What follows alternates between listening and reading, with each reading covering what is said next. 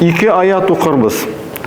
Бик әһәмиятле, бик мөһим аятлар Муса алейхиссаламның тормышыннан, Муса алейхиссалам һәм алтын бозау вакыйгасы турында аятлар. Шул кадәр әһәмиятле ки, җәмәгать, бу аятларны иманлы кеше укыса да, имансыз кеше укыса да файда алыр. Бәләкәй кеше дә, уртача кеше дә, зур кеше укыса да, белемле, белемсез кеше, борын вакытта яшәгән кешеләр, бүгенге көндә яшәгән кешеләр, киләчәктә бәлки, киләчәктә яши торган кешеләр дә нәкъ шушы тарихтан, Муса алейхиссаламның тарихыннан ва бу алтын бозау тарихыннан күп файдалар алырга мөмкиннәр, һәм без дә сезнең белән алырга тырышырбыз. Инде алдан аятларны укыр алдыннан шушы тарихны искә төшерәм барыбызга да. Муса алейхиссалам үзенең кавымын, яһудиләрне Фиргаунда булган куллыктан чыгарып, Фиргауннан качкан вакытта, һәм бу яһуди кавымы, Муса алейхиссаламның кавымы диңгезгә барып җиткән вакытта, артыннан Фиргаун куып килгән вакытта, Муса алейхиссалам Аллаһның рәхмәте белән, Аллаһның әмере белән, үзенең таягы белән диңгезгә барып, шушы диңгез аерылып китә, һәм Муса алейхиссалам кавымы шушы диңгез астыннан китеп, аны артыннан Фиргаун үзенең гаскәре белән ачуланып, буларны үтерәбез дип куып килгән вакытта, Аллаһ Тәгалә шушы диңгезне каплап куя, һәм Муса алейхиссаламның кавымы исән кала качып китә Синай якларына. Муса алейхиссалам үзенең кавымыннан аерылып, Аллаһ субханаһу ва тааля белән күрешүгә китә. Синай тауына китә. Аллаһ субханаһу ва тааля Муса алейхиссалам аның янында булган вакытта, нәкъ шушы вакытта Муса алейхиссаламның кавымын имтихан кыла. Пәйгамбәр китте, Аллаһ Тәгалә имтихан кыла шушы вакытта. Пәйгамбәр киткән вакытта имтихан кыла, араларыннан бер Самари исемле бер адәм баласын чыгарып, бер бәндәне чыгарып, ул инде булардан алтыннарын җыеп, шушы алтыннардан бер бозау ясый. Yani эретеп, бер бозау ясый да, һәм шушы бозау өстенә Муса алейхиссалам басып киткән җирне алып, шушы бозауга сибә дә, һәм бозау мөгри башлый.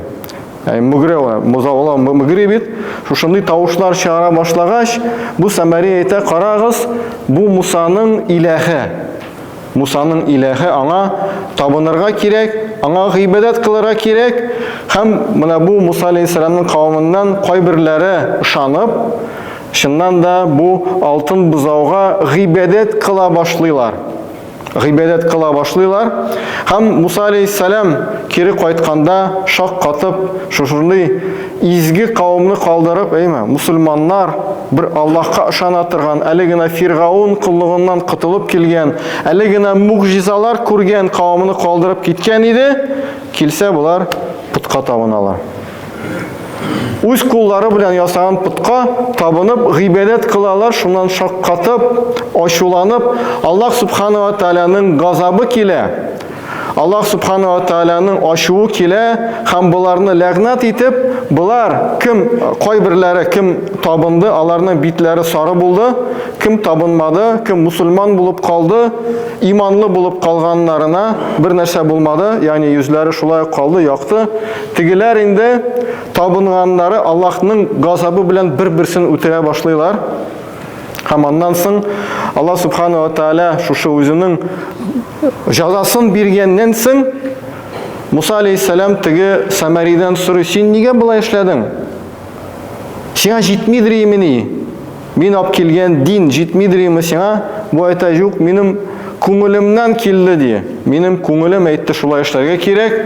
Һәм минем күңелемә килде шушы бозауга син баскан җирне атырга да, һәм ул мөгри башлады да, һәм мин шулай уйладым, бу синең иләһең, бу синең Аллаһың дип уйладым да шулай әйттем.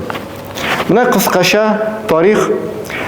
Инде җәмәгать, аятлар укыганда без бик күп нәтиҗәләр чыгарабыз. Без аятлар, бүген аятлар тарихтан ук бик күп хикмәтләр бар. Беренчесе иң зурысы аңладык, беренчесе һәм иң зурысы нинди? Ул Аллаһ Субханаһу ва Тааля халыкны һичшиксез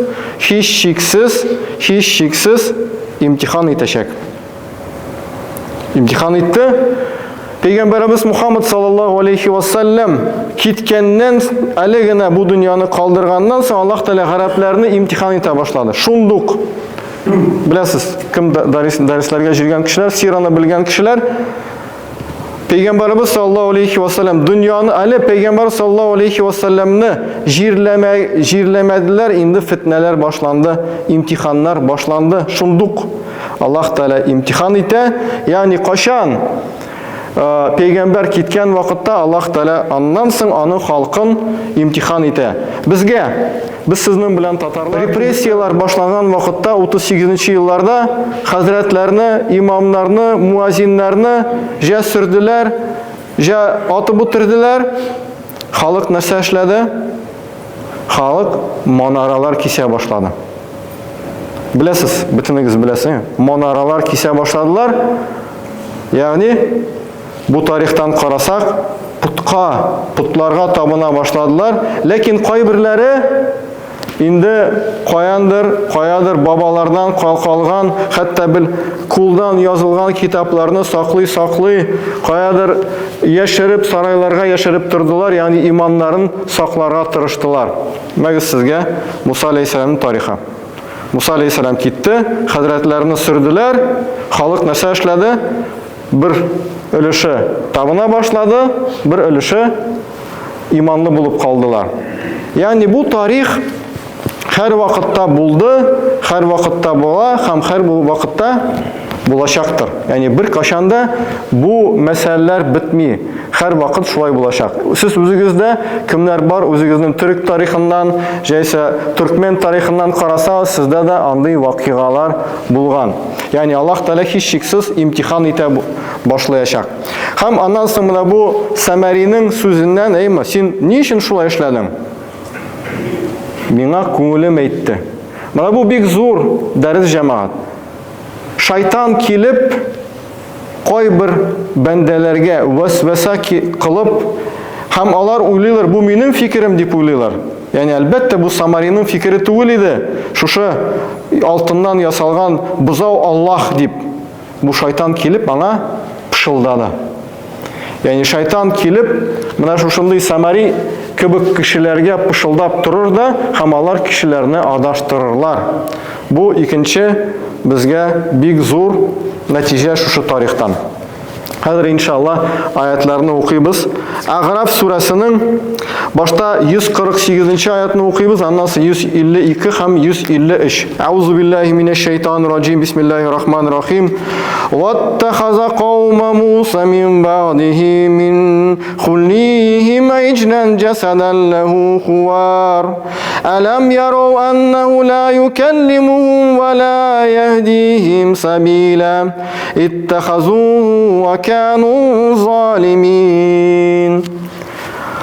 Муса алейхиссаламның кавымы ул киткәннән соң алдылар, үзләренең алтыннарыннан ясадылар алтын бузауны. Ягъни бу бик мөһим сүз. Нәрсәдән ясадылар?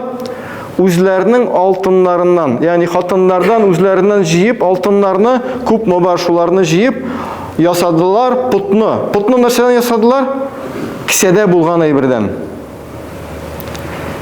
Ясадылар, һәм ул шушы бузау мөгрәде дә, һәм алар аңа табына башладылар, ләкин алар күрмиләрмени?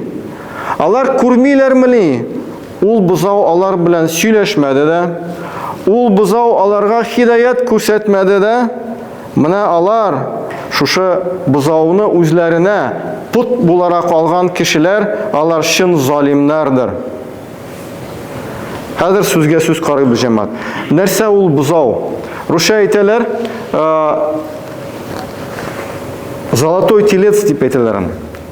Русча әйтәләр. Менә ул аны христиан риваятында инде аны байлык кебек күрсәтәләр. Шулай бит?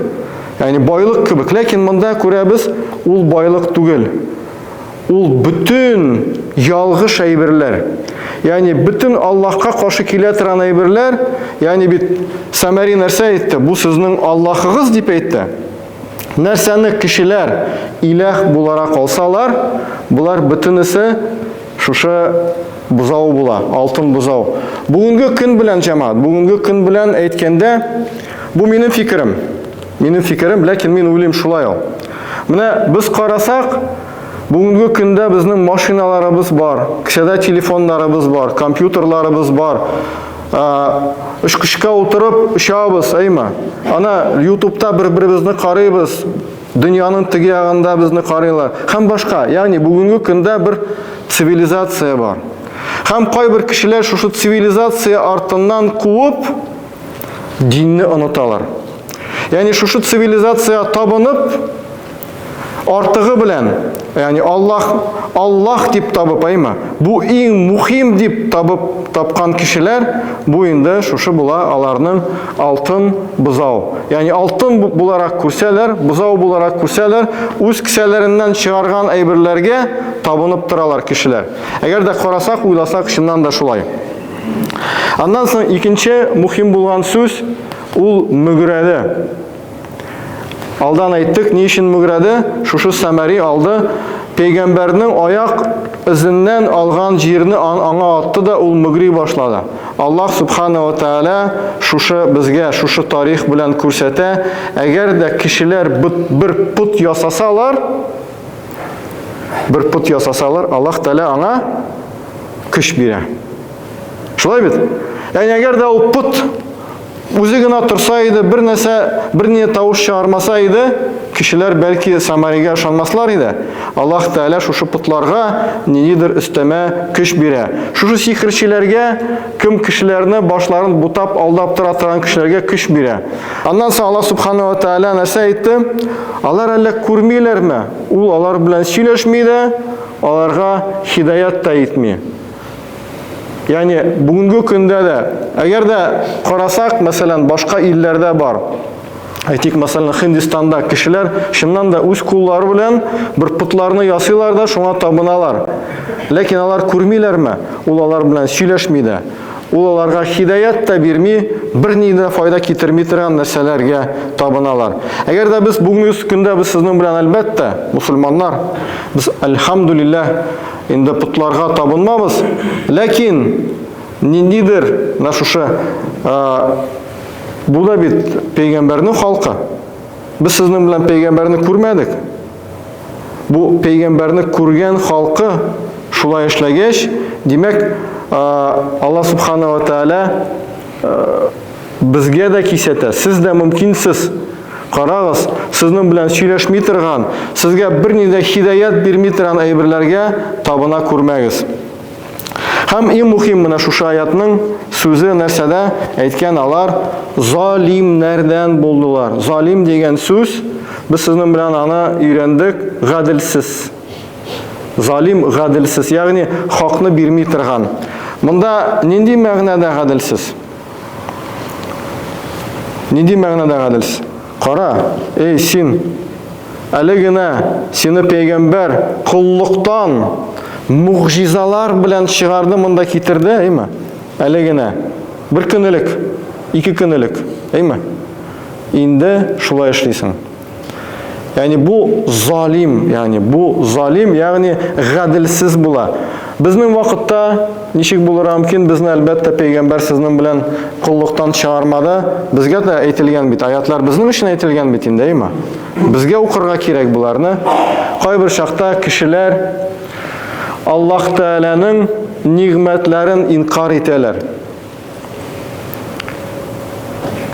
Юк, я Раббым, син миңа бер нәрсә бирмәдең, бөтен әйберне үз көчем белән, үз акылым белән эшләдем.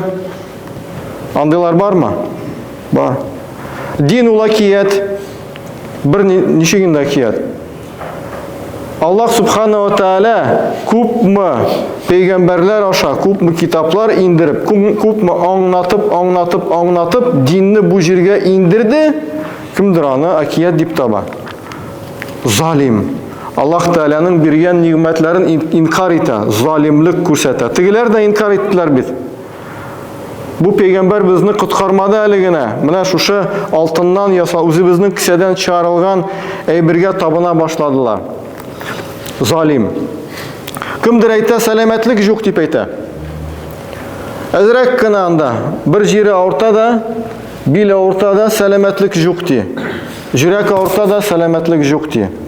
Тукта, кардәшем, синең бит күзләрең күрә, аякларың йөри, кулларың эшли, колакларың ишетә, борының эшли, сулыйсың, ашыйсың, туалетка барасың. Һәм башка. Үз аяклар белән бер җирең авырта, Аллаһ Тәала тегеләрен бирде бит. Тегеләре өчен бит рәхмәт әйтергә кирәк. Залим, инкар итә тегесен. Димәк, менә бу залимлек Аллаһ Тәаләнең биргән ниъмәтләрен инкар итүчеләргә Аллаһ Тәалә шулай ук кисәтеп әйтте. Сез буларны күрмәсәгез, миннән сезгә менә шушы тарих белегез, менә шулай булды Муса алейхиссаламның кавымы белән. Күчәбез 252 аятка. Шушы аятта Аллаһ Субханаһу ва Тәала әйтә: "Астайзу билла, инналлазина тахазул ижла саяналухум азабун мир раббихим ва зиллатун фил хаятид дунья." Шынлыкта кем үзләренә алтын бузауны иләх буларак алды икән, аларга ди Аллаһ Субханаһу ва Тәала, аларга Раббыларыннан килгән газап булыр. Һәм алар шушы дөньяда түбәнсетелеп яшәрләр.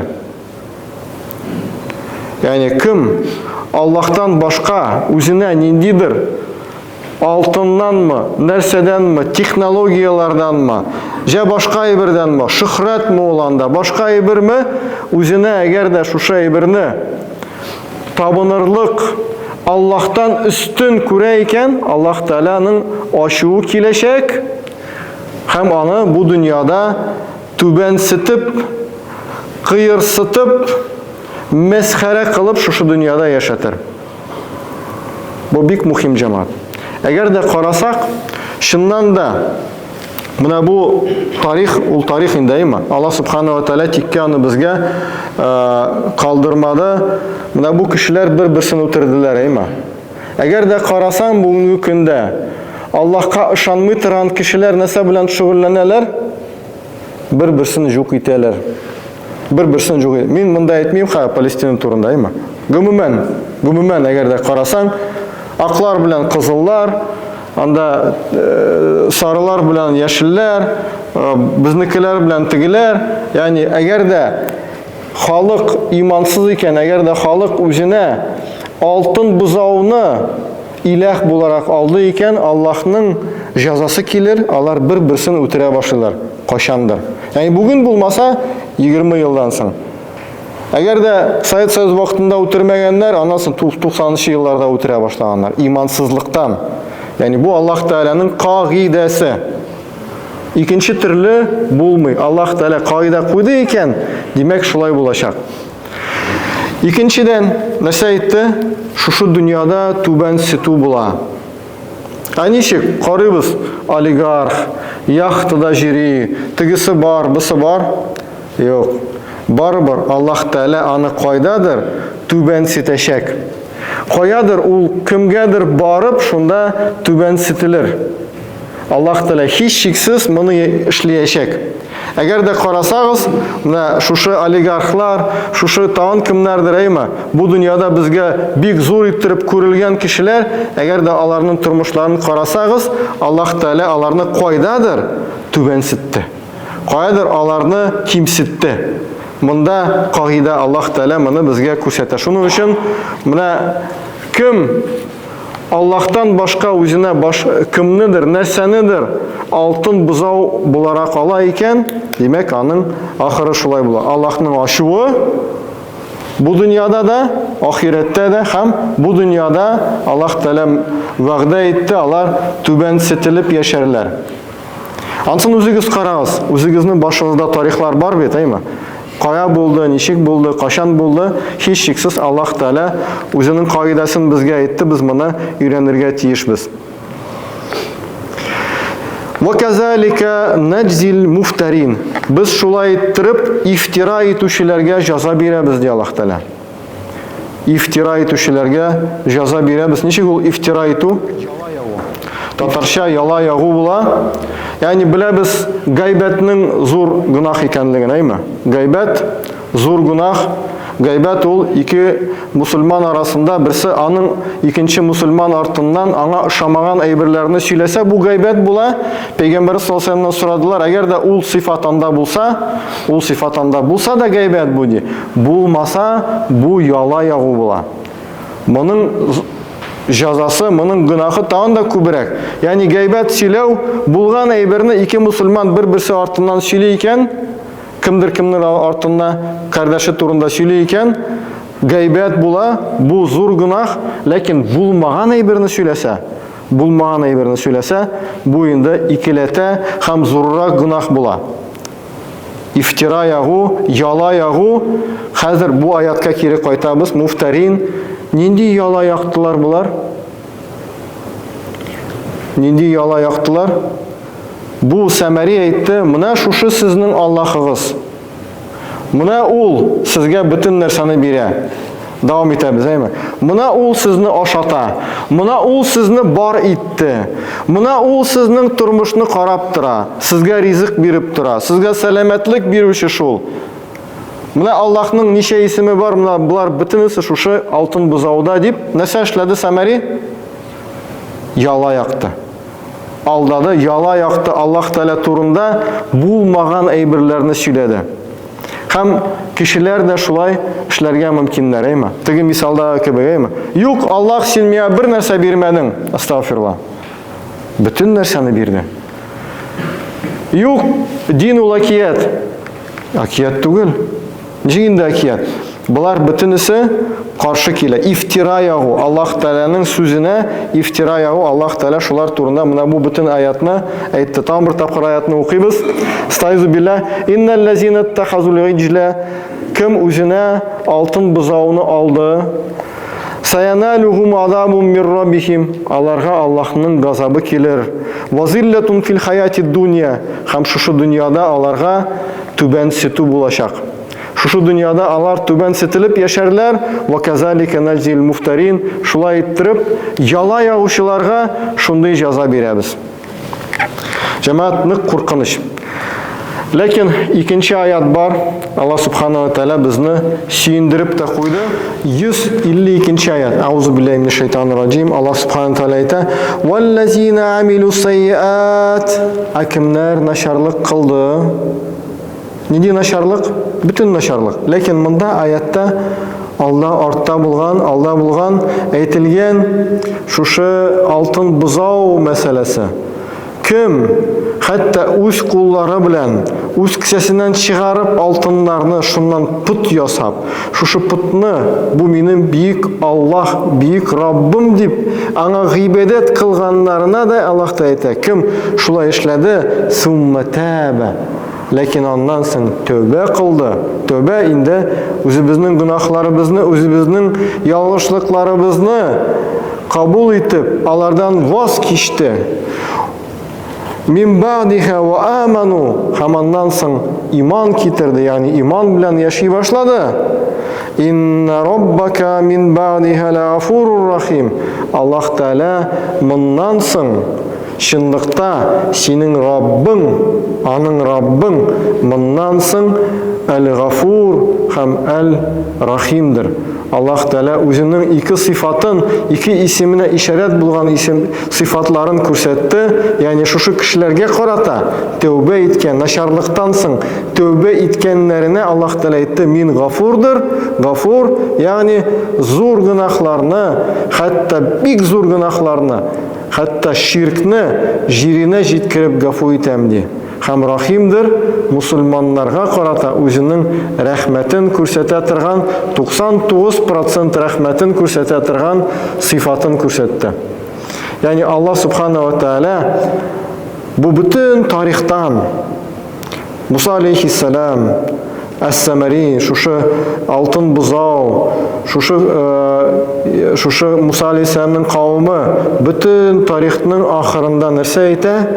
Әгәр дә шул кадәр начарлык кылсагыз да, шушы разиллек урынына, ягъни түбәнсетү урынына, шушы мәсхәрә урынына әгәр дә тәүбә кылсагыз, әгәр дә иман китерсәгез, мин сезне гафу итәм һәм сезгә үземнең 99% рәхмәтеңне бирермен. Ягъни шушы дөньядан күпкә хәерлерәк әйберләрне бирермен дип вәгъдә итте шушы аятларда. Раббыбыз Аллаһ барыбызга да шушы аят белән яшәргә, шушы аятны аңлап яшәргә насыйп итсен. Bütün kardeşlerimizге җиткерергә насыйп әйләсен, bütün кешеләр моны белсеннәр. Раббыбыз нинди, Раббыбыз нәрсәләрне вәгъдә итте. Һәм барыбызны да үзенең рәхмәте астында җәннәтләрдә җыеп куйсын.